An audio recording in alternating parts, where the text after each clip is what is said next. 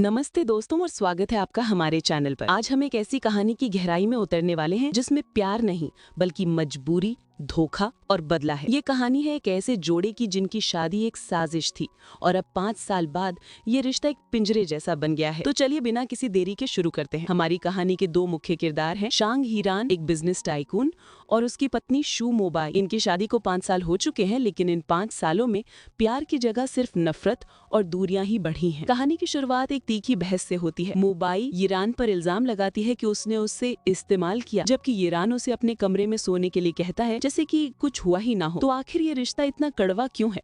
असल में 5 साल पहले शू मोबाई को ड्रग्स देकर शांग ईरान के बिस्तर पर डाल दिया गया था। ये एक सोची समझी साजिश थी जिसके कारण उन दोनों को शादी करनी पड़ी। ईरान को ये रिश्ता कभी मंजूर नहीं था क्योंकि उसे लगता था कि ये शादी उस पर थोपी गई है। दिलचस्प बात यह है कि ईरान का पहले से ही एक लवर है जिससे उसका परिवार शादी नहीं करने दे रहा था क्योंकि वे एक दूसरे के लिए सही मैच नहीं थे। तो देखा जाए तो इस बिजनेस मैरिज में ईरान और मोबाई दोनों ही शिकार थे। कहानी में ट्विस्ट तब आता है जब शांग ईरान की अपनी एक्स गर्लफ्रेंड के साथ तस्वीरें वायरल हो जाती हैं। मोबाई को उसकी आंटी का फोन आता है और उसे घर वापस आने को कहा जाता है ताकि परिवार की इज्जत बचाई जा सके। घर पर माहौल बहुत तनाव भरा है। मोबाई की आंटी उसे ताना मारती है, लेकिन मोबाई भी चुप नहीं रहती और पलट कर करारा जवाब देती है। परिवार का दबाव है कि वे दोनों कल रात होने वाली एक चैरिटी इवेंट में एक प्यार करने वाले जोड़े की तरह बर्ताव करें। मोबाई को धमकी दी जाती है कि अगर उसने एक अच्छी पत्नी होने का नाटक नहीं किया तो इसका अंजाम उसकी बीमार माँ को भुगतना पड़ेगा। यही हमें पता चलता है कि मोबाई इस रिश्ते में क्यों फंसी हुई है। उसकी माँ की बीमारी का इलाज शू परिवार के पैसों से हो रहा है और यही उसकी सबसे बड़ी मजबूरी है। अब आते हैं उन वायरल तस्वीरों पर। ईरान के पिता इस बात से बहुत नाराज हैं और वो मोबाई से पूछते हैं कि ये सब कैसे हुआ। यहाँ एक और बड़ा खुलासा होता है। ये तस्वीरें मोबाई ने ही लीक करवाई थी। किसी ने उसे ये तस्वीरें 1 लाख रुपए में बेचने की पेशकश की थी, लेकिन मोबाई ने उन्हें खरीद कर खुद ही ऑनलाइन डाल दिया और ट्रोल्स की मदद से उसे वायरल कर दिया। आप सोच रहे होंगे कि मोबाई ने ऐसा क्यों किया? क्योंकि वो किसी भी कीमत पर इस रिश्ते से तलाक चाहती थी। उसे लगा कि इस स्कैंडल के बाद ईरान का परिवार तलाक के लिए मान जाएगा, लेकिन उसका प्लान उल्टा पड़ जाता है। ईरान के पिता तलाक से साफ इनकार कर देते हैं। उनका कहना है कि बिजनेस में बड़े प्रोजेक्ट्स आने वाले हैं और इस समय तलाक से उनकी इमेज खराब होगी। वो कहते हैं ये रिश्ता तभी खत्म होगा जब तुम दोनों में से कोई एक मर जाएगा। उस रात मोबाई और ईरान के बीच एक और टकराव होता है। मोबाई उसे समझाती है कि तलाक हम दोनों के लिए अच्छा है, तुम अपनी गर्लफ्रेंड के पास जा सकते हो और मैं इस पिंजरे से आजाद हो सकती हूँ। लेकिन ईरान मना कर देता है। वो कहता है कि वो इस रिश्ते से बाहर नहीं निकल सकता और मोबाई को भी नहीं निकलने देगा। ऐसा लगता है कि वो भी इस रिश्ते में फंसा हुआ महसूस करता है, लेकिन उसे तोड़ने की हिम्मत नहीं कर पा रहा। कहानी में एक और किरदार है मोबाई की बड़ी बहन, जो उसे नीचा दिखाने का कोई मौका नहीं छोड़ती। वो मोबाई की फूलों की दुकान पर आकर उसका मजाक उड़ाती है और उसे नाजायज बेटी कहकर ताना मारती है, लेकिन मोबाई इस बार भी चुप नहीं रहती और उसे करारा जवाब देकर चुप करा देती है। जब मोबाई हॉस्पिटल में होती है, हमें पता नहीं चलता कि उसे क्या हुआ, लेकिन ईरान को फोन आता है कि तुम्हारी पत्नी मर रही है,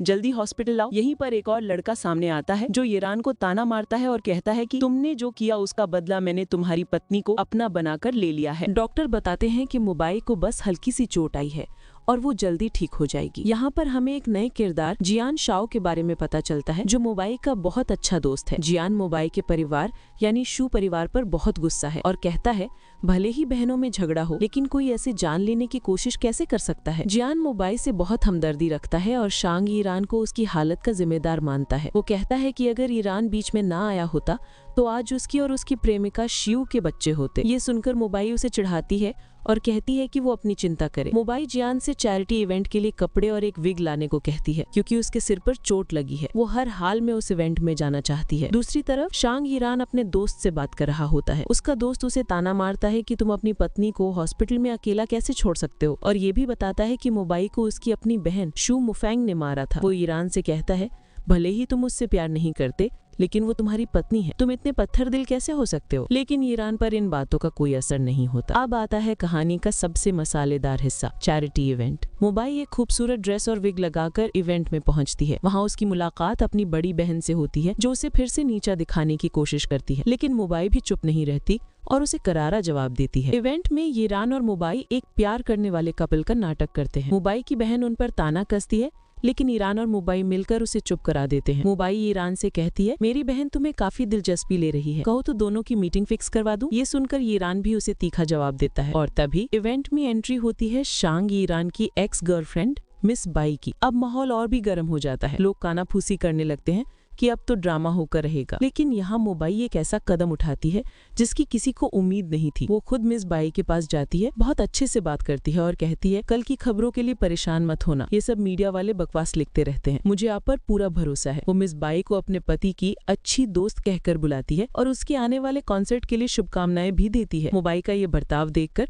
सब हैरान रह जाते हैं। मिस बाई भी उसकी तारीफ करती है, लेकिन मन ही मन वो जल रही होती है। मुंबई के जाने के बाद मिस बाई खुद से कहती है, शांग येरान, मैं तुम्हें रोते हुए देखना चाहती हूँ। इवेंट के बाद मुंबई और येरान अपने कमरे में हैं। मुंबई के पैर में चोट लग जाती है और येरान उसकी मदद करता है। यहाँ पर दोनों के बीच एक अजीब सा मोमेंट आता है। मुंबई दर्द में कहती है, अगर दर्द हो तो चिल्लाना चाहिए, वरना लोगों को पता कैसे चलेगा। वो येरान को ताना मारती है कि कैसे उसने यानी मुंबई ने अपनी इज्जत दांव पर लगाकर उसका बिस्तर हासिल किया, जबकि उसकी एक्स गर्लफ्रेंड ये भी नहीं कर पाई। ये सुनकर येरान को गुस्सा आ जाता है, लेकिन वो कुछ कहता नहीं है। अगले दिन जियान फिर मुंबई से मिलता है। वो मुंबई की तारीफ करता है कि कैसे उसने इवेंट में सबको हैंडल किया। जियान उसे एक बार फिर ऑफर देता है, तुम मेरे साथ आ जाओ, मेरा परिवार शांग परिवार से ज्यादा ताकतवर है, मैं तुम्हें इस शादी से आजादी दिलवा दूंगा। मुंबई गंभीरता से कहती है, ठीक है, अगर तुम मुझे शांग ईरान से तलाक दिलवा दो तो मैं तुम्हारे साथ चलने को तैयार हूँ। वो बताती है कि कैसे उसके पिता ने उसे धोखे से ईरान को बेच दिया था और इस शादी में उसकी कोई इज्जत नहीं है। यहाँ कहानी में एक चौंकाने वाला मोड़ आता है। मुंबई को पता चलता है कि उसकी बहन मुफेंग उसके पति ईरान के बिस्तर तक पहुँच गई है। अब मुंबई एक नया गेम खेलने का फैसला करती है। वो सोचती है कि अगर वो अपनी बहन और पति को रंगे हाथों पकड़ ले तो शायद उसे इस शादी से छुटकारा मिल जाएगा। वो अपनी बहन को फोन करती है और कहती है, चलो किसी को धोखेबाजी करते हुए पकड़ते हैं, और वो दोनों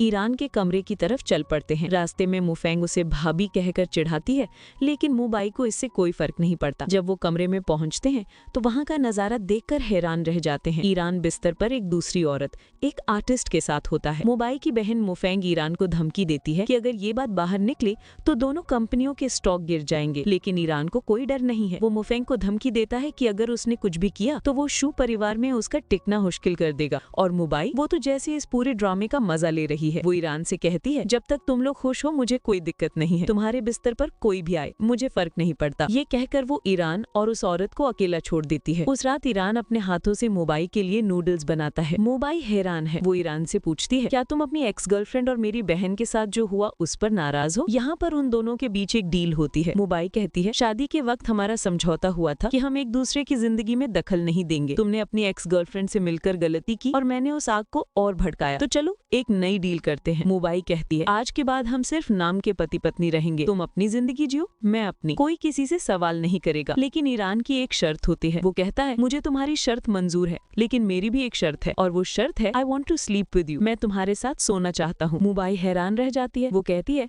तुम दिन में तो कुछ कर नहीं पा रहे थे, अब अचानक क्या हो गया? ईरान जवाब देता है, ये तो कोशिश करने पर ही पता चलेगा। मुंबई उसे ताना मारती है, क्या अपनी बहन के पास मजा नहीं आया जो मेरे पास आ गए? मुंबई उसे धक्का देकर दूर कर देती है और कहती है, जिस आदमी के शरीर पर दूसरी औरतों के निशान हो मैं उसके साथ नहीं रह सकती। वो साफ कर देती है कि उसने ईरान को धोखा इसलिए नहीं दिया क्योंकि वो उसे प्यार करती है, बल्कि इसलिए क्योंकि वो खुद से प्यार करती है और अपनी बहन जैसी औरत के स्तर तक नहीं गिरना चाहती। अपनी जिंदगी से तंग आकर मुंबई अब इस घुटन भरी शादी से कुछ समय के लिए दूर जाना चाहती है। वो अपने पुराने काम यानी एक फिल्म सेट पर मेकअप आर्टिस्ट की नौकरी करने का फैसला करती है। वो सोचती है कि अगर वो कुछ महीनों के लिए शहर से बाहर चली जाएगी तो उसे इस रोज रोज के झगड़े से शांति मिलेगी और शायद ईरान भी उसे परेशान नहीं कर पाएगा। इस काम के लिए वो अपने एक दोस्त जियानजिया से मदद मांगती है जो फिल्म इंडस्ट्री में है। बातों बातों में वो अपने दोस्त को बताती है कि कैसे 5 साल पहले जब वो प्रेग्नेंट हुई थी तो उसे लगा था कि शायद बच्चे की वजह से ईरान के साथ उसका रिश्ता सुधर जाएगा। वो एक अच्छी माँ बनना चाहती थी और अपने बच्चे को वो प्यार देना चाहती थी जो उसे कभी नहीं मिला, लेकिन ऐसा लगता है कि उसका ये सपना भी अधूरा रह गया। अब मुंबई को अपने ससुर यानी ईरान के पिता से इस नौकरी के लिए इजाजत लेनी थी। वो उनके लिए उनका पसंदीदा खाना बनाती है और बहुत हिम्मत करके उनसे पूछती है। वो कहती है, पिताजी आपने कहा था कि हमारा तलाक नहीं हो सकता, सिर्फ विधवा हो सकती हूँ, तो मैंने अब हार मान ली है और मैं एक सामान्य जिंदगी जीना चाहती हूँ। ईरान के पिता जो जानते हैं कि अपने हाथों से कमाना कोई बुरी बात नहीं है, उसकी बात मान जाते हैं। लेकिन कहानी में ट्विस्ट तब आता है जब डिनर पर अचानक शांग ईरान आ जाता है। ईरान को देखकर सब हैरान रह जाते हैं क्योंकि वो घर पर खाना नहीं खाता। जब उसे पता चलता है कि ये खाना मुंबई ने बनाया है तो हैरान होता है और कहता है, 5 साल में पहली बार अपनी पत्नी के हाथ का खाना खा रहा हूँ। वो खाने की तारीफ ही करता है, लेकिन असली ड्रामा तो अब शुरू होता है। ईरान के पिता उसे एक आदेश देते हैं। वो कहते हैं कि शुक्रवार को ईरान की माँ की बरसी है और उसे मुंबई को अपने साथ अपने घर गांव ले जाना होगा। ईरान की मां ने मरते वक्त उनसे वादा लिया था कि शादी के बाद वो अपने बेटे को अपनी पत्नी के साथ उनकी कब्र पर जरूर भेजेंगे। मुंबई और ईरान दोनों ही एक दूसरे के साथ जाने से मना कर देते हैं, लेकिन पिता के गुस्से के आगे उनकी एक नहीं चलती। उस रात ईरान मुंबई के करीब आने की कोशिश करता है, लेकिन मुंबई उसे दूर धकेल देती है और कहती है, जिस आदमी के शरीर पर किसी और औरत के दिए निशान हो, मैं उसके साथ नहीं रह सकती। यहाँ मुंबई उसे समझाती है कि 5 साल हो गए हैं, हम एक दूसरे को चोट पहुंचाकर थक चुके हैं, चलो अब एक दूसरे को और तकलीफ न दें। अगले दिन कहानी हॉस्पिटल पहुंचती है। यहाँ एक नर्स मुंबई को बताती है कि बाई शियू भी इसी हॉस्पिटल में भर्ती है। दोस्तों, आपको याद दिला दूं, ये वही लड़की है जो ईरान की एक्स गर्लफ्रेंड है। नर्स बताती है कि वो स्ट्रेस की वजह से बीमार है और कुछ भी खा नहीं पा रही। जब वो हॉस्पिटल से निकल रही होती है तो उसे वही दोस्त मिलता है जो उसके लिए नौकरी ढूंढ रहा था। वो उसे बताता है कि उसका काम हो गया है। मुंबई जैसे ही अपनी आंखें खुलती है, वो शांग येरान को अपने बिस्तर पर पाती है। वो हैरान है कि जब वे दोनों अलग अलग कमरों में सोते हैं तो येरान उसके बिस्तर पर क्या कर रहा है। येरान बहाना बनाता है कि उसे नींद में चलने की बीमारी है और वो गलती से उसके कमरे में आ गया है। मुंबई को येरान की इस हरकत पर बहुत गुस्सा आता है और वो उसे डॉक्टर के पास जाने की सलाह देती है। लेकिन दोस्तों, क्या ये सच में नींद में चलने की बीमारी है या येरान के दिल में कुछ और चल रहा है? आज मुंबई की माँ की पुण्यतिथि है। वो अपनी माँ की कब्र पर जाती है और अपना दर्द बयां करती है। उसे लगता है कि वो इस रिश्ते में बिल्कुल अकेली है। तभी वहाँ शैंग येरान भी आ जाता है। मुंबई उसे देखकर चौंक जाती है और कहती है कि अगली बार अपनी एक्स गर्लफ्रेंड बाइशियो को लेकर आना, क्योंकि वो इस परिवार के लिए मुझसे ज्यादा बेहतर है। और बाइशियो की बात चली है तो आपको बता दें कि वो एक मशहूर वायलिनिस्ट है। शैंग येरान और उसका एक और दोस्त जियान यांग दोनों ही उसके दीवाने हैं। येरान ने तो अपनी कंपनी से उसके कॉन्सर्ट को स्पॉन्सर भी किया है। ये देखकर साफ लगता है कि येरान अभी भी अपनी एक्स गर्लफ्रेंड को भूला नहीं है। कहानी में एक और ट्विस्ट आता है जब येरान को तेज बुखार हो जाता है। वो बेहोशी की हालत में मुंबई का हाथ पकड़कर उसे पत्नी कहता है और उसे छोड़कर न जाने की विनती करता है। मुंबई नफरत के बावजूद पूरी रात जागकर उसकी देखभाल करती है, उसके माथे पर ठंडी पट्टियां रखती है। ये सीन हमें सोचने पर मजबूर कर देता है। क्या येरान सच में मुंबई की परवाह करने लगा है या ये सिर्फ बुखार का असर है? अगली सुबह जब येरान उठता है तो उसे पता चलता है कि मुंबई ने पूरी रात उसकी देखभाल की। वो मुंबई को धन्यवाद कहता है। यहीं पर उनके बीच एक बहुत ही मजेदार और चौंकाने वाली बातचीत होती है। मुंबई मजाक में कहती है कि तुम्हें खुश होना चाहिए कि मैं तुम्हारी सौतेली माँ नहीं बनी। वो बताती है कि उसके पिता ने उसे येरान के पिता के लिए भेजा था, लेकिन येरान के पिता ने उसे स्वीकार नहीं किया, इसीलिए उसे येरान के बिस्तर पर भेज दिया गया। सोचिए दोस्तों, कितनी उलझी हुई साजिश थी ये। अगर ऐसा हो जाता तो बाप बेटे की शादी 2 बहनों से होती। ये सुनकर येरान भी हैरान रह जाता है। येरान अपनी नींद में चलने की प्रॉब्लम को लेकर एक साइकोलॉजिस्ट के पास जाता है। वो डॉक्टर को बताता है कि वो बार बार अपनी पत्नी के बिस्तर पर जाग रहा है। डॉक्टर एक बहुत ही गहरी बात नोटिस करता है। वो कहता है कि मिस्टर शैंग, आप अपनी पत्नी के बारे में बहुत आसानी से बात कर रहे हैं, लेकिन अपनी एक्स गर्लफ्रेंड का जिक्र करने से हिचकिचा रहे हैं। क्या इसका मतलब ये है कि येरान अनजाने में अपनी पत्नी की तरफ आकर्षित हो रहा है और उसकी एक्स गर्लफ्रेंड अब सिर्फ एक बीता हुआ कल है? तभी येरान के पिता मुंबई को घर बुलाते हैं। येरान को लगता है कि जरूर उसने कोई और मुसीबत खड़ी कर दी है, इसीलिए वो भी तुरंत घर पहुंच जाता है। लेकिन वहां जाकर पता चलता है कि उसके पिता ने तो अपने दोस्त से शर्त लगाई थी कि अगर मुंबई को बुलाया गया तो येरान उसकी परवाह करते हुए जरूर भागे भागे आएगा। और येरान के पिता शर्त जीत जाते हैं। पिता भी कमाल के हैं। लेकिन मुंबई को लगता है कि उसे जरूर येरान के बाइशियो वाले स्कैंडल की वजह से बुलाया गया है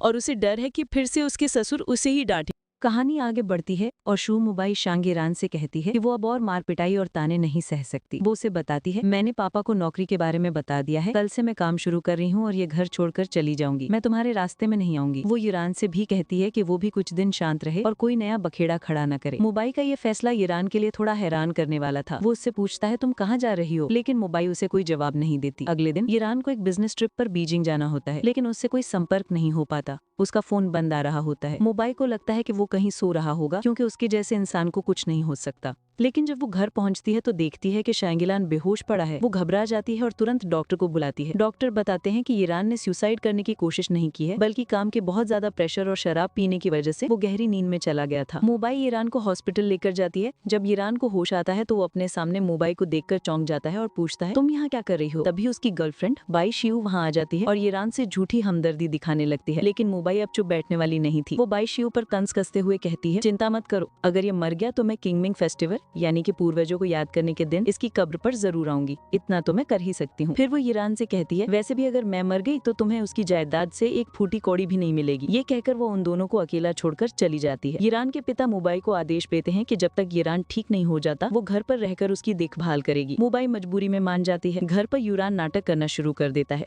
वो मुबाई से कहता है कि उसे अपने हाथों से खाना खिलाए। मुबाई मना कर देती है तो वो उसे पिता को फोन करने की धमकी देता है। मुबाई को गुस्सा तो बहुत आता है, लेकिन उसे ये करना पड़ता है। इस दौरान दोनों के बीच कुछ ऐसे पल आते हैं जो नफरत से भरे इस रिश्ते में एक अजीब सी हलचल पैदा कर देते हैं। कहानी में सबसे बड़ा ट्विस्ट तब आता है जब अगली सुबह मुबाई ईरान से पूछती है, तुम कल रात मेरे कमरे में क्या कर रहे थे? तुम मेरे बिस्तर पर सो रहे थे। ईरान ये सुनकर हैरान रह जाता है, उसे कुछ याद नहीं होता। वो बहाना बनाता है कि शायद वो नींद में चल रहा होगा। मुबाई इसे चुप रहने के लिए पैसे ऑफर करता है और कहता है कि इस बारे में किसी को पता नहीं चलना चाहिए। मुबाई को ये देखकर बहुत गुस्सा आता है कि ईरान हमेशा उसे पैसों से तोलता है। वो गुस्से में कहती है, ठीक है, तुम अपनी गर्लफ्रेंड बाइशियू को जितने पैसे देते हो उतने ही मुझे दे दो। ईरान उसे 10 मिलियन देने के लिए तैयार हो जाता है। पैसे मिलने के बाद मुबाई ईरान को चिढ़ाने का कोई मौका नहीं छोड़ती। वो कहती है, अगर मुझे पता होता कि अपने पति को खुश करने से इतने पैसे मिलते हैं तो मैं कोई और काम करती ही नहीं। वो ईरान के करीब जाने का नाटक करती है, जिससे ईरान असहज हो जाता है। तभी ईरान की गर्लफ्रेंड बाइशियू का फोन आता है। ईरान उससे नॉर्मल बात करने की कोशिश करता है, जबकि मुबाई उसके पास ही खड़ी होती है। शांग ईरान अपनी एक्स गर्लफ्रेंड बाइशियू से बात कर रहा होता है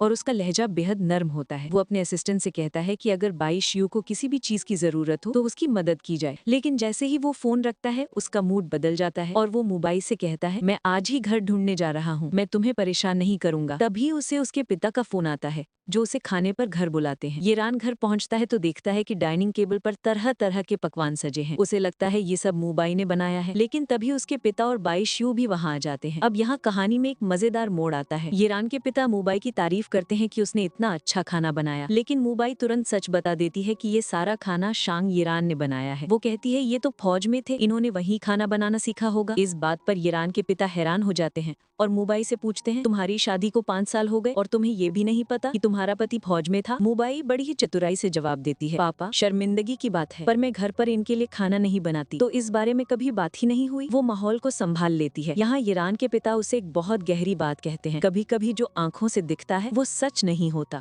इस बात से मुबाई सोचने पर मजबूर हो जाती है कि ईरान की सच्चाई आखिर है क्या। बाद में हमें पता चलता है कि ईरान के पिता को मुबाई ने ही घर पर बुलाया था ताकि बाइशियू को ईरान की देखभाल करने का मौका न मिले। ईरान इस बात पर मुबाई से गुस्सा होता है, लेकिन मुबाई साफ कह देती है, मुझे तुम्हारी देखभाल करनी है तो सिर्फ मैं ही करूंगी। कमरे में दोनों के बीच थोड़ी नोकझोंक होती है और तभी ईरान के पिता आ जाते हैं। उन्हें लगता है कि दोनों लड़ रहे हैं, लेकिन मुबाई फिर से बात संभाल लेती है और कहती है, ये तो बस पति पत्नी के बीच का छोटा मोटा मजाक था। इसके बाद ईरान एक अजीब सी शर्त रखता है। वो कहता है कि वो अब से मुबाई के कमरे में ही सोएगा, क्योंकि उसके साथ सोने से उसे नींद में चलने की बीमारी नहीं होती। मुबाई को ये बहाना बचकाना लगता है, लेकिन ईरान अपना सामान उसके कमरे में ले आता है। उस रात मुबाई ये देखने के लिए जागती है कि क्या ईरान सच में नींद में चलता है, लेकिन वो शांति से सो रहा होता है। मुबाई को एहसास होता है कि ईरान ने शायद झूठ बोला था, पर क्यों? तभी उसे एक फोन आता है और पता चलता है कि उसकी माँ ने फिर से सुसाइड करने की कोशिश की है। वो घबराकर एयरपोर्ट के लिए निकलती है। ईरान उसे रोकता है और कहता है, मैं तुम्हें छोड़ देता हूँ। रास्ते में ईरान पहली बार मुबाई से उसकी माँ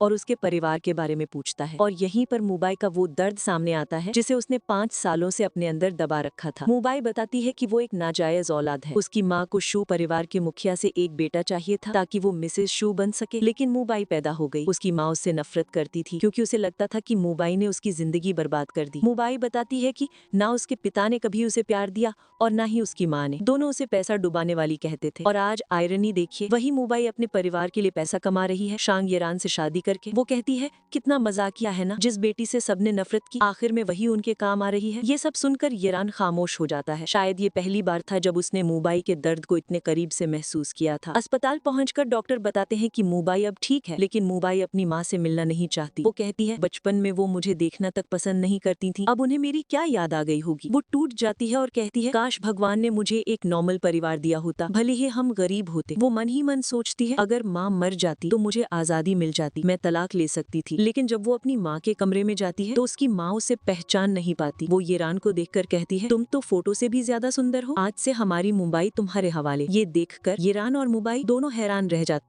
मुबाई की माँ शांग ईरान से कहती हैं, बचपन में हम इसका ठीक से ख्याल नहीं रख पाए, इसे बहुत दुख सहना पड़ा, अब तुम उसका अच्छे से ख्याल रखना। लेकिन मुबाई माँ को गुस्से में जवाब देती हैं, अब ये अच्छी माँ होने का नाटक क्यों?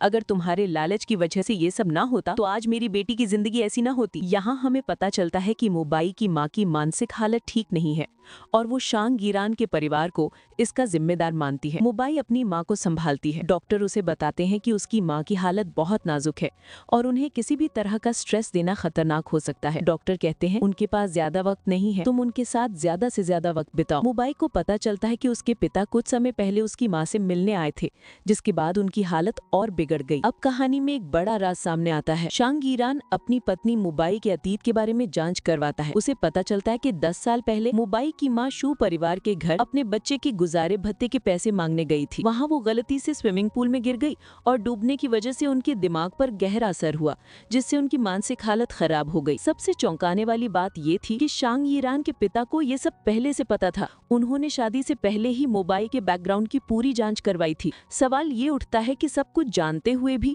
उन्होंने ये शादी क्यों करवाई? शू परिवार को इस शादी से फायदा हुआ, लेकिन शांग परिवार को सिर्फ एक बहू शू मुंबई ले ली। आखिर ईरान के पिता ने मुंबई में ऐसा क्या देखा था? उधर शू परिवार में ड्रामा चालू रहता है। मुंबई की बड़ी बहन उसे फोन करके घर बुलाती है क्योंकि उसके पिता फिर से तमाशा कर रहे हैं। मुंबई जब घर जाती है तो शांग ईरान उसके साथ जाता है। वो कहता है मैं तुम्हारे साथ चलूंगा। घर पर मुंबई का सामना उसके पिता से होता है। उसके पिता उस पर चिल्लाते हैं और उसे ताना मारते हैं। ये मत सोचना कि शांग ईरान तुम्हारे साथ आया तो वो तुम्हें पसंद करने लगा है। अगर हमारे शू परिवार का सहारा न होता तो तुम शांग परिवार के पास भी नहीं फटक सकती थी। लेकिन तभी शांग ईरान वहाँ आता है और मुंबई के लिए स्टैंड लेता है। वो कहता है मुंबई मेरी पत्नी है और मैं जानता हूँ कि वो कैसी है, लेकिन आपने अपनी ही बेटी पर हाथ उठाया और उसे चोट पहुंचाई। इसका हर्जाना तो आपको देना होगा। और हर्जाने के तौर पर अगले ही दिन शू परिवार के स्टॉक मार्केट में भारी गिरावट आती है। ये ईरान का बदला लेने का तरीका था। इस घटना के बाद ईरान और मुंबई के रिश्ते में एक अजीब सी नरमी आने लगती है। एक बिजनेस ट्रिप पर दोनों के बीच कुछ हल्के फुल्के और रोमांटिक पल भी आते हैं। एक रात ईरान नींद में चलने का नाटक करता है और मुंबई के करीब आ जाता है। मुंबई उसकी चिंता करती है और ईरान उससे पूछता है तुम मेरे लिए इतनी परेशान क्यों हो? धीरे धीरे दोनों एक दूसरे के करीब आने लगते हैं, लेकिन दोनों ही अपनी भावनाओं को स्वीकार करने से डरते हैं। कहानी में एक और बड़ा ट्विस्ट तब आता है जब मुंबई की मुलाकात अपने एक्स बॉयफ्रेंड ली चैंग से होती है। सालों बाद वो एक दूसरे से मिलते हैं। ली चैंग उससे माफी मांगता है कि उसकी माँ ने मुंबई को बहुत कुछ बुरा भला कहा था। फ्लैशबैक में हमें दिखाया जाता है कि कैसे ली चैंग की माँ ने मुंबई को ये कहकर रिश्ता तोड़ने पर मजबूर कर दिया था, तुम्हारी माँ पागल है, क्या ये बीमारी तुम्हें भी हो सकती है? तुम मेरे बेटे की जिंदगी बर्बाद मत करो। उस वक्त मुंबई ने ये सोचकर रिश्ता तोड़ दिया था कि वो ली चैंग के परिवार की जिंदगी खराब नहीं करना चाहती। कहानी आगे बढ़ती है और हमारी मुलाकात होती है ली चैंग से, जो शू मुंबई का यूनिवर्सिटी का दोस्त है, या यूं कहें कि उसका एक्स बॉयफ्रेंड। वो मुंबई से मिलता है और तभी वहाँ शांग ईरान पहुंच जाता है। जब ली चैंग को पता चलता है कि मुंबई का पति कोई और नहीं बल्कि मशहूर बाई टेक्नोलॉजी का सीईओ शांग ईरान है, तो वो हैरान रह जाता है। शांग ईरान का अंदाज यहाँ देखने लायक है। वो बड़े ही हक से ली चैंग को बताता है कि मुंबई अब मिसेस शैंग है और उसे आगे से मुंबई का समय बर्बाद नहीं करना चाहिए। वो मुंबई का हाथ पकड़कर उसे वहाँ से ले जाता है। इस सीन से पहली बार ऐसा लगता है कि ईरान मुंबई को लेकर थोड़ा प्रोटेक्टिव है, या शायद ये सिर्फ उसका ईगो है। इसके बाद जो होता है वो इस कहानी का सबसे दर्दनाक हिस्सा है। गाड़ी में ईरान मुंबई पर गुस्सा करता है कि वो क्लाइंट से मिलकर सीधे अपने एक्स बॉयफ्रेंड से मिलने चली गई। बातों बातों में ईरान एक ऐसी बात कह देता है जो मुंबई को तोड़ कर रख देती है। वो कहता है तो तुमने उस वक्त बच्चे को अबॉर्ट करने का फैसला इसीलिए किया था? ये सुनते ही मुंबई को एक गहरा सदमा लगता है। वो जवाब देती है मैं डर गई थी कि कहीं वो बच्चा भी मेरी माँ की तरह पागल न हो जाए। लेकिन फिर वो कहती है मैंने कभी नहीं चाहा था कि मेरा बच्चा पागल हो, और वैसे भी तुम जैसे इंसान के बच्चे को जिसे तुम पसंद भी नहीं करते मैं इस दुनिया में क्यों लाती? बच्चे का जिक्र आते ही मुंबई की तबीयत अचानक बिगड़ जाती है। उसके पेट में तेज दर्द होने लगता है। वो ईरान से कहती है प्लीज बच्चे का नाम मत लो, जब भी तुम ऐसा करते हो मुझे वैसा ही दर्द होता है जैसा मिसकैरेज के दिन हुआ था। ईरान घबरा जाता है और एम्बुलेंस बुलाने की बात करता है, लेकिन मुंबई मना कर देती है। ये सीन हमें बताता है कि इन दोनों के बीच अतीत में कुछ बहुत बुरा हुआ था, जिसका जख्म आज भी मुंबई के लिए ताजा है। अपनी पत्नी की ऐसी हालत देखकर शांग ईरान परेशान हो जाता है और एक डॉक्टर से मिलने जाता है। वो डॉक्टर को बताता है कि मुंबई का शरीर तो ठीक हो चुका है, लेकिन बच्चे का जिक्र आते ही उसे आज भी वही दर्द महसूस होता है। तब डॉक्टर उसे एक चौंकाने वाली बात बताती है। वो कहती है तुम्हारी पत्नी ने बच्चे को अबॉर्ट नहीं किया था बल्कि उसका मिसकैरेज हुआ था। रिपोर्ट के मुताबिक वो वॉक पर गई थी और फिसल गई थी, जिसके बाद ऐसा हुआ। शायद प्रेगनेंसी के शुरुआती दिनों में उसे आराम नहीं मिला और वो बहुत ज्यादा मानसिक तनाव में थी। डॉक्टर यीरान से पूछती है, क्या तुम उस वक्त उसे इमोशनल सपोर्ट नहीं दे पाए थे? इस सवाल पर यीरान पहली बार अपने दिल की बात कहता है। वो बताता है कि वो उससे नफरत करता था। वो दिन भर पागलों की तरह काम करता था और रात में छिपकर हॉस्पिटल जाता था, सिर्फ ये जानने के लिए कि मुंबई की तबीयत कैसी है। डॉक्टर उससे सीधा सवाल पूछती है, क्या तुम उससे प्यार करते हो? यीरान का जवाब बहुत ही प्यारा है। वो कहता है, वो मेरी टाइप की नहीं है, लेकिन जब वो चुप रहती है तो बहुत क्यूट लगती है। वो बहुत जिद्दी है, मुझसे लड़ती है, ये जानते हुए भी कि वो जीत नहीं सकती। वो एक जंगली बिल्ली की तरह है जिसमें बहुत जिंदा दिली है। इस जवाब से डॉक्टर समझ जाती है कि यीरान के दिल में मुंबई के लिए नफरत नहीं, बल्कि एक खास जगह है जिसे शायद वो खुद भी नहीं समझ पाया है। घर आकर यीरान देखता है कि मुंबई कहीं जाने की तैयारी कर रही है। वो बताती है कि उसे एक फिल्म क्रू में काम मिल गया है और वो शूटिंग के लिए जा रही है। यीरान उसे रोकने की कोशिश करता है और कहता है कि इतनी मेहनत करने की क्या जरूरत है, लेकिन मुंबई कहती है, मैं घर पर बैठकर तुम्हारे पैसे बर्बाद करके तुम्हें और परेशान नहीं करना चाहती। शांग यीरान मुंबई से एक अजीब बात कहता है, चलो अब से एक आम पति पत्नी की तरह खुशी से रहते हैं। ये सुनकर कोई भी चौंक जाएगा, क्योंकि जो इंसान अपनी पत्नी से इतनी नफरत करता हो वो अचानक ऐसा क्यों कहेगा। लेकिन इसके तुरंत बाद ही यीरान अपना असली रंग दिखा देता है। वो मुंबई को चेतावनी देता है, मेरे पिता ने कहा है कि तुम फिल्म सेट पर अपनी पहचान छुपा कर रखोगी और मुझसे तब तक बात नहीं करोगी जब तक बहुत जरूरी ना हो। यानी एक तरफ तो वो नॉर्मल कपल बनने की बात करता है और दूसरी तरफ दुनिया के सामने अनजान बने रहने का हुक्म देता है। इससे साफ है कि यीरान के दिल में अभी भी मुंबई के लिए कोई जगह नहीं है। अब कहानी में एंट्री होती है एक नए और मजेदार किरदार की, जियान याओ, जो लोंगशान ग्रुप का मालिक है और जिसे जियान डाशाओ के नाम से भी जाना जाता है। वो फिल्म सेट पर मुंबई से मिलने आता है, जहां मुंबई अपनी पहचान छुपाकर काम कर रही है। जियान याओ एक फ्लर्ट किस्म का इंसान है और वो मुंबई के साथ मजाक मस्ती करने लगता है। जब शांग यीरान को पता चलता है कि जियान याओ सेट पर मुंबई के आसपास घूम रहा है तो उसे जलन होती है। वो जियान से कहता है कि मुंबई से दूर रहे, लेकिन जियान उसे चिढ़ाते हुआ कहता है, मैं तो लड़कियों के साथ घूमने के लिए मशहूर हूँ, लेकिन अगर तुम्हारा नाम शू मुंबई के साथ जुड़ गया तो क्या होगा? हो सकता है तुम्हारे ससुर को मैं तुमसे ज्यादा पसंद आ जाऊं और वो मुझे अपना दामाद बनाना चाहे। और फिर वही होता है जिसका डर था। शांग यीरान और जियान याओ के बीच भयंकर लड़ाई हो जाती है। यीरान जियान को इतना मारता है कि उसे हॉस्पिटल में भर्ती होना पड़ता है। जब ये बात यीरान के पिता को पता चलती है तो वो बहुत गुस्सा होते हैं। वो यीरान को आदेश देते हैं कि वो मुंबई के साथ हॉस्पिटल जाकर जियान से माफी मांगे, क्योंकि बिजनेस में रिश्ते खराब नहीं कर सकते। लेकिन इस लड़ाई की असली वजह क्या थी? क्या यीरान ने मुंबई के लिए लड़ाई की? नहीं। कहानी में एक और बड़ा ट्विस्ट है।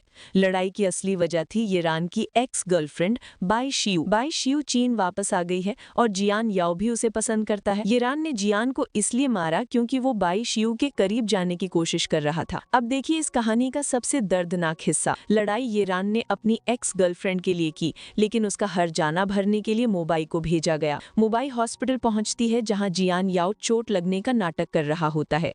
जियान मुंबई के सामने एक शर्त रखता है। वो कहता है, मुझे कोई पैसा नहीं चाहिए, तुमने सेट से 1.5 दिन की छुट्टी ली है, बस तुम वो 1.5 दिन मेरे साथ यहाँ बिताओ, हिसाब बराबर हो जाएगा। मुंबई समझ जाती है कि वो उसके साथ फ्लर्ट कर रहा है, लेकिन वो मजबूरी में फंसी हुई है। तभी वहाँ बाई शियू भी आ जाती है और मुंबई के सामने ऐसा दिखावा करती है जैसे उसे बहुत चिंता हो। वो कहती है, ये सब मेरी वजह से हुआ, मुझे वापस ही नहीं आना चाहिए था। ये देखकर मुंबई को एहसास होता है कि यीरान ने उसके लिए नहीं बल्कि बाई शियू के लिए लड़ाई की थी और अब उसे ही ये सब झेलना पड़ रहा है। जब मुंबई घर लौटती है तो यीरान और उसके बीच जबरदस्त बहस होती है। वो उस पर चिल्लाता है कि वो इस मामले में क्यों पड़ी। मुंबई उसे जवाब देती है, तुम्हारे पिता ने मुझे भेजा था, अगर तुम में इतनी हिम्मत है तो जाकर जियान के परिवार को खत्म कर दो, मेरे ऊपर गुस्सा क्यों निकाल रहे हो। उस रात को मुंबई को एक बुरा सपना आता है और वो डर जाती है। यीरान उसे संभालता है और एक पल के लिए ऐसा लगता है जैसे दोनों के बीच सब ठीक हो रहा है। लेकिन अगली सुबह जब मुंबई जियान के लिए सूप बना रही होती है तो यीरान फिर से उस पर शक करता है। यहीं पर मुंबई के सब्र का बांध टूट जाता है। वो यीरान से उसके पुराने पाप गिनाती है, कैसे उसकी वजह से मुंबई का बच्चा गिर गया था, कैसे वो आज भी अपनी एक्स गर्लफ्रेंड पर पैसा लुटाता है। बहस के बीच यीरान एक ऐसा सवाल पूछता है जो कहानी को एक नई दिशा दे देता है। वो मुंबई से पूछता है, क्या तुम मुझसे प्यार करती हो? मुंबई साफ इनकार कर देती है। तब यीरान पलट कर पूछता है, अगर तुम मुझसे प्यार नहीं करती तो तुम्हें मेरे और बाई शियू के अफेयर से इतनी जलन क्यों होती है? अगर प्यार नहीं था तो हमारा बच्चा क्यों पैदा करना चाहती थी? ये सवाल मुबाई को निशब्द कर देता है। मुबाई येरान से उसकी एक्स गर्लफ्रेंड बाई शियू के बारे में बात करती है। वो कहती है तुम मुझसे सिर्फ बाई शियू के लिए ही तलाक लेना चाहते हो, है ना? इस पर येरान एक चौंकाने वाला सच बताता है। वो कहता है कि उसके पिता ने उसे धमकी दी है कि शांग परिवार में तलाक नहीं होता, सिर्फ विधवा होती है, यानी शादी सिर्फ मौत पर ही खत्म हो सकती है। मुबाई कहती है लेकिन तुम तो आजाद हो सकते हो, तुम्हारे पिता तुम्हारा क्या कर लेंगे? येरान जवाब देता है मेरे पिता ने बाई शियू की जिंदगी को दांव पर लगाया है। ये सुनकर मुबाई हैरान रह जाती है। उसे समझ आता है कि येरान भी उतना ही मजबूर है जितना कि वो। येरान ये भी साफ करता है कि जब से उसकी शादी मुबाई से हुई है उसने किसी भी दूसरी औरत से कोई रिश्ता नहीं रखा और अपनी शादी के प्रति पूरी तरह वफादार रहा है। अब जब दोनों को एक दूसरे की मजबूरियों का एहसास होता है तो येरान एक नई शुरुआत करने का फैसला करता है। वो कहता है जब हम अलग नहीं हो सकते तो क्यों ना एक दूसरे के साथ अच्छे से रहने की कोशिश करें। इसी बीच कहानी में एक और किरदार की एंट्री होती है, जियान याओ, जो मुबाई का बॉस है और शायद उसे पसंद भी करता है। जब जियान याओ येरान से मिलता है तो वो उसे ताना मारता है कि मुबाई जल्द ही उसकी पत्नी बन सकती है। येरान को ये बिल्कुल पसंद नहीं आता और दोनों के बीच बहस हो जाती है। घर आकर येरान और मुबाई में फिर से बहस होती है। येरान चाहता है कि वो दोनों एक अच्छी जिंदगी जिए, लेकिन मुबाई उसके सामने एक शर्त रखती है। वो कहती है ठीक है, अगर तुम चाहते हो कि हम साथ रहें तो वादा करो कि तुम फिर कभी बाई शियू से नहीं मिलोगे। येरान भी पलटकर शर्त रखता है ठीक है, लेकिन तुम्हें भी अपने बॉस जियान याओ से मिलना बंद करना होगा। मुबाई कहती है ये मुमकिन नहीं है क्योंकि वो उसका बॉस है और काम के सिलसिले में मिलना पड़ता है। आखिरकार दोनों इस बात पर राजी होते हैं कि वो अकेले में नहीं मिलेंगे। येरान वादा करता है कि वो जियान याओ और अपने पिता दोनों से बात करके सब कुछ संभाल लेगा। अब आता है कहानी का सबसे प्यारा मोड़। मुबाई अपनी फिल्म की शूटिंग के लिए सेट पर जा रही होती है, लेकिन येरान उसे रास्ते में एक अनजान जगह पर ले जाता है। मुबाई को लगता है कि ये कोई हॉस्पिटल है, लेकिन जब वो गाड़ी से उतरती है तो देखती है कि सामने एक खूबसूरत छोटा सा घर है। येरान उसे बताता है कि उसने ये घर उन दोनों के लिए खरीदा है। ये घर फिल्म सेट के पास है ताकि मुबाई को होटल में न रहना पड़े और वो रोज यहाँ आ सके। मुबाई हैरान रह जाती है। उसे लगता है कि अगर येरान रोज यहाँ आएगा तो घर और यहाँ रहने में क्या फर्क रह जाएगा। येरान उसे घर के अंदर ले जाता है जिसे उसने बहुत प्यार से सजाया है। वो खिड़की से आती धूप दिखाते हुए कहता है देखो, एक घर ऐसा ही होना चाहिए, है ना? वो मुबाई को बताता है कि उसने ये घर इसलिए खरीदा है ताकि वो दोनों परिवार की उलझनों से दूर एक आम कपल की तरह जिंदगी जी सके। वो मुबाई से पूछता है क्या तुम मेरे साथ एक कोशिश करना चाहोगी? और फिर वो एक बहुत बड़ी बात कहता है। वो वादा करता है अगर हमने कोशिश की और फिर भी हमारा रिश्ता नहीं चला तो हम तलाक ले लेंगे। मैं पिताजी को संभाल लूंगा। हम देखते हैं कि शांग ईरान का रवैया मुबाई के प्रति नरम हो रहा है। एक सुबह जब मुबाई उठती है तो वो उसे अपने पास सोता हुआ पाती है। इतना ही नहीं, वो उसके लिए खाना बनाता है, वो भी उसकी पसंद का। मुबाई ये सब देखकर हैरान रह जाती है। उसे यकीन नहीं होता कि जो इंसान उससे इतनी नफरत करता था वो अचानक इतना क्यों बदल गया है। उसे लगता है कि ये सब एक सपना है। वो येरान से पूछती है क्या तुम तलाक के लिए मान गए हो? लेकिन येरान बात को टाल देता है। मुबाई को लगता है कि ये सब येरान का कोई नया खेल है और वो उसे इस धोखे में नहीं पड़ना चाहिए। अब कहानी में एक बड़ा ट्विस्ट आता है। अपनी पहचान छिपाकर शू मुबाई सूबाई के नाम से एक फिल्म के सेट पर मेकअप असिस्टेंट का काम कर रही है। वो अपनी जिंदगी को अपने दम पर जीना चाहती है, लेकिन सेट पर उसकी मुश्किलें कम नहीं होती। एक दिन सेट का एक एक्टर पांग यू जानबूझकर मुबाई को अपना मेकअप ठीक करने के लिए कहता है। जैसे ही मुबाई मेकअप करती है वो हंगामा खड़ा कर देता है और इल्जाम लगाता है कि मुबाई ने उसका चेहरा खराब कर दिया है। ये सब एक सोची समझी साजिश थी ताकि मुबाई को सेट से बाहर निकाला जा सके, और ऐसा ही होता है। उसे नौकरी से निकाल दिया जाता है। मुबाई को समझ नहीं आता कि आखिर पांग यू ने उसके साथ ऐसा क्यों किया। उसे बाद में पता चलता है कि पांग यू को फिल्म के बड़े इन्वेस्टर शू मुफेंग का सपोर्ट है। शू मुफेंग कोई और नहीं बल्कि मुबाई के परिवार का ही सदस्य है।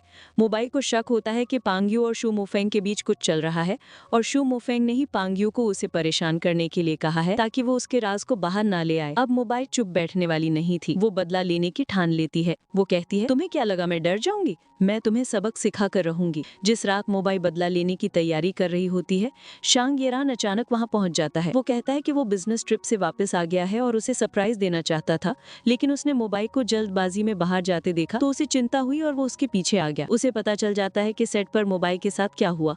वो मुबाई से कहता है तुमने मुझे क्यों नहीं बताया, मैं तुम्हारी मदद कर सकता था। इस पर मुबाई कहती है कि उसे किसी की मदद की जरूरत नहीं, वो अपनी लड़ाई खुद लड़ सकती है। लेकिन इस बार येरान पीछे नहीं हटता। वो मुबाई से कहता है कि मैं मानता हूँ कि मैंने तुम्हारे साथ बहुत गलत किया है, लेकिन अब मैं सब कुछ कुछ ठीक करना चाहता हूँ। मैं तुम्हारे साथ एक अच्छी जिंदगी बिताना चाहता हूँ। प्लीज मुझे एक मौका दो। मुबाई ईरान के बातों पर भरोसा नहीं करती, लेकिन वह उसकी मदद लेने के लिए तैयार हो जाती है। वो ईरान के सामने एक शर्त रखती है कि अगर तुम शू मुफेंग और पांग्यू का राज दुनिया के सामने लाने में मेरी मदद करोगे तो मैं तुम्हारे कहे अनुसार चलूंगी। ईरान उसकी मदद के लिए तैयार हो जाता है। अगले ही दिन मीडिया में एक बड़ी खबर फैल जाती है। शू ग्रुप के सीईओ शू मुफेंग का फिल्म एक्टर पांग्यू के साथ अफेयर। इस खबर से शू ग्रुप के शेयर्स गिर जाते हैं और पूरे बिजनेस वर्ल्ड में हंगामा मच जाता है। पांग्यू और शू मुफेंग का पर्दाफाश हो चुका था।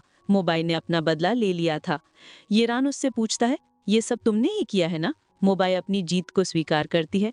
ईरान मुस्कुराते हुए कहता है, इस सब में कितना पैसा खर्च हुआ? तुम्हें मेरे पैसे की चिंता हो रही है? वो मुबाई को ये भी एहसास दिलाता है कि भले ही दुनिया उसे अरबपति की पत्नी के रूप में नहीं जानती, लेकिन वो हमेशा उसके साथ है। जियान याओ वो शू मुबाई का देवर है, यानी शांग ईरान का भाई। वो मुबाई से मिलता है और कहता है, भाभी, अगर ईरान आपको परेशान कर रहा है तो आप मुझे बताइए। जियान याओ मुबाई के सामने एक बहुत बड़ा ऑफर रखता है। वो कहता है, शांग ईरान की पत्नी बनने से अच्छा है तुम मेरी पत्नी बन जाओ। मैं तुम्हें होंगशेंग ग्रुप की नहीं बल्कि लोंगशान की महारानी बनाऊंगा। यहाँ वो एक बहुत बड़ा राज खोलता है। वो बताता है कि शांग ईरान ने अपनी एक्स गर्लफ्रेंड बाई शियू के लिए होंगशेंग ग्रुप की विरासत तक छोड़ दी थी। उसने अपने पिता से कहा था कि अगर वो बाई शियू के साथ नहीं रह सकता तो उसे ये जायदाद नहीं चाहिए, और उसने बिना कुछ लिए घर छोड़ दिया था और अपनी मेहनत से अरबों की टेक कंपनी खड़ी की। ये सुनकर मुबाई हैरान रह जाती है, क्योंकि उसे आज तक लगता था कि ईरान ने उसे सिर्फ बिजनेस के लिए इस्तेमाल किया है। उसे पहली बार ईरान के लिए कुछ महसूस होता है, लेकिन वो फिर भी खुद को यकीन दिलाती है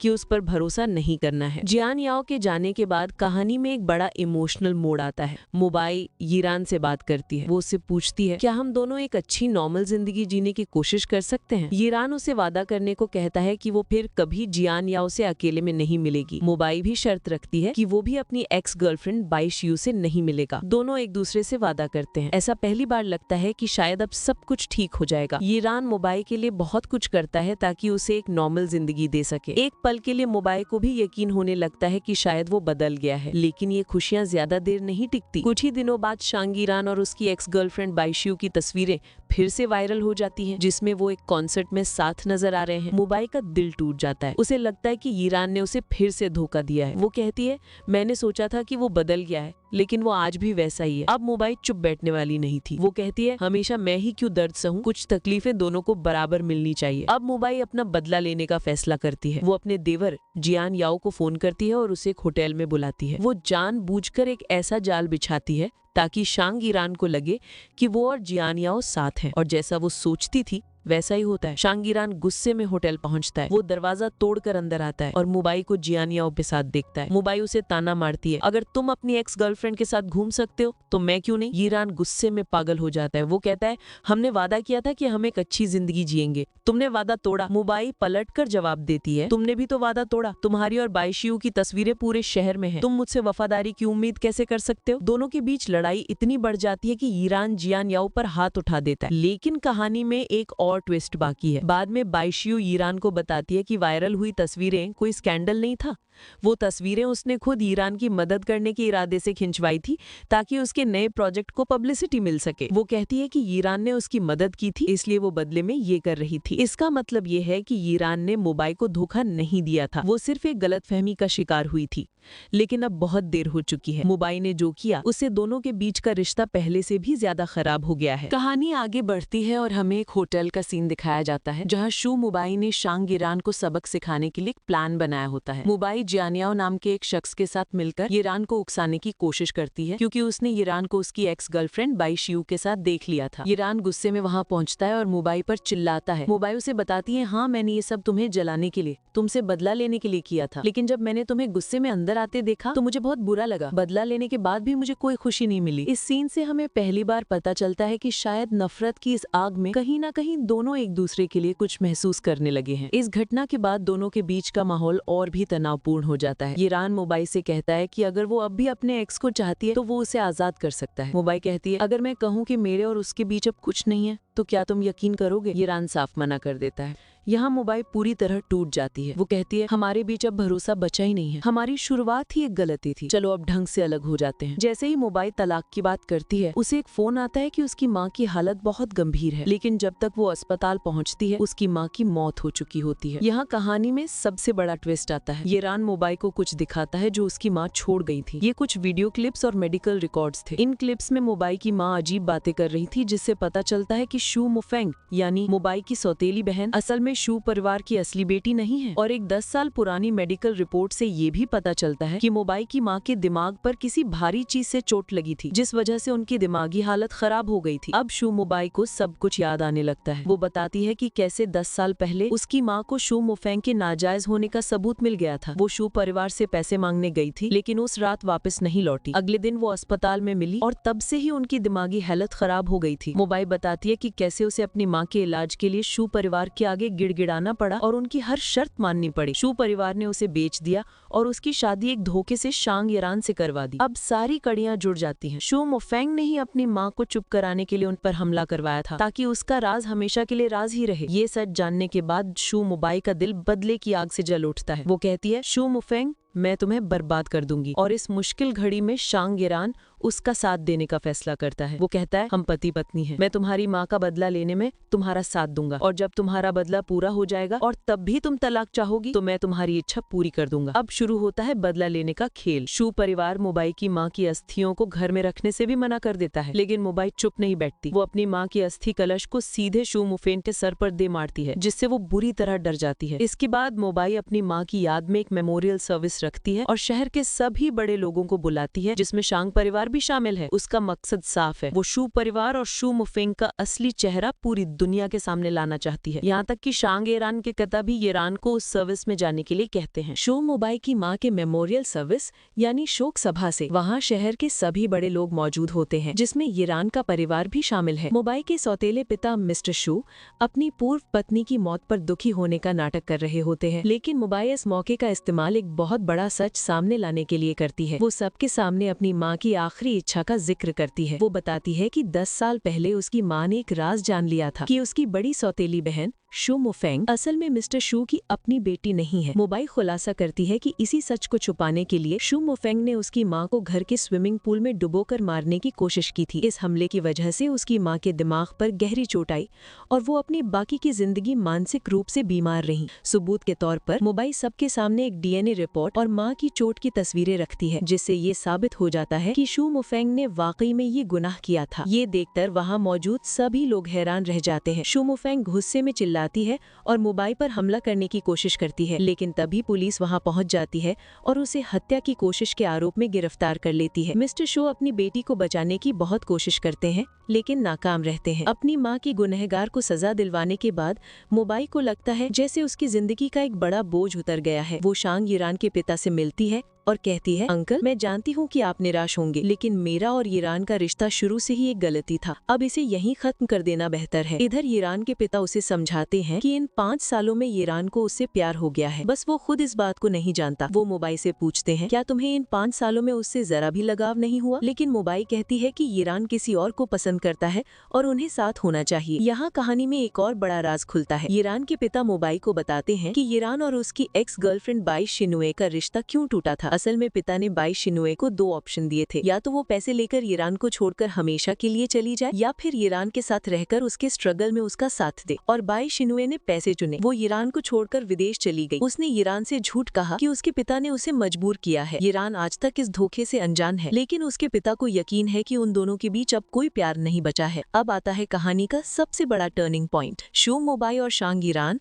आखिरकार तलाक लेने के लिए मैरिज रजिस्ट्रार ऑफिस पहुँचते हैं। 5 साल से मुबाई हर दिन तलाक का सपना देख रही थी और आज वो दिन आ ही गया। येरान उससे पूछता है, आज तुम्हारा सपना पूरा हो गया, तुम खुश हो? तलाक के कागजात पर साइन करने के बाद जब दोनों ऑफिस से बाहर निकलते हैं तो मुबाई को लगता है कि सब कुछ खत्म हो गया है। वो येरान से कहती है, तुम एक बहुत अच्छे इंसान हो, अगर हम किसी और तरह से मिले होते तो शायद दोस्त बन सकते थे। लेकिन शांग येरान रुकता है और कहता है, सिर्फ दोस्त क्यों? और फिर वो कुछ ऐसा करता है जिसकी किसी ने उम्मीद नहीं की थी। वो कहता है, शू मुबाई, हमारा बिजनेस वाला रिश्ता आज खत्म हो गया, चलो आज फिर से एक दूसरे को जानते मिलते हैं। वो घुटनों पर बैठता है और कहता है, मैं शांग ईरान हूँ और मैं तुम्हारा पति बनना चाहता हूँ, क्या तुम मुझसे शादी करोगी? तो दोस्तों, क्या कहेंगे आप? जिस रिश्ते की शुरुआत नफरत और धोखे से हुई थी, क्या वो अब प्यार और सच्चाई की बुनियाद पर दोबारा शुरू हो पाएगा? क्या शूमुबाई, जिसने 5 साल इस रिश्ते से आजादी पाने का इंतजार किया, अब शांग ईरान को हाँ कहेगी? ये कहानी हमें सिखाती है कि कभी कभी प्यार वहाँ भी मिल जाता है जहाँ हम उसकी उम्मीद भी नहीं करते। आपको क्या लगता है, मुबाई का जवाब क्या होगा? नीचे कमेंट्स में हमें अपनी राय जरूर बताएं। अगर आपको ये वीडियो पसंद आया हो तो इसे लाइक करें, शेयर करें और आगे की कहानी जानने के लिए हमारे चैनल को सब्सक्राइब करना बिल्कुल न भूलें। मिलते हैं अगले वीडियो में। धन्यवाद।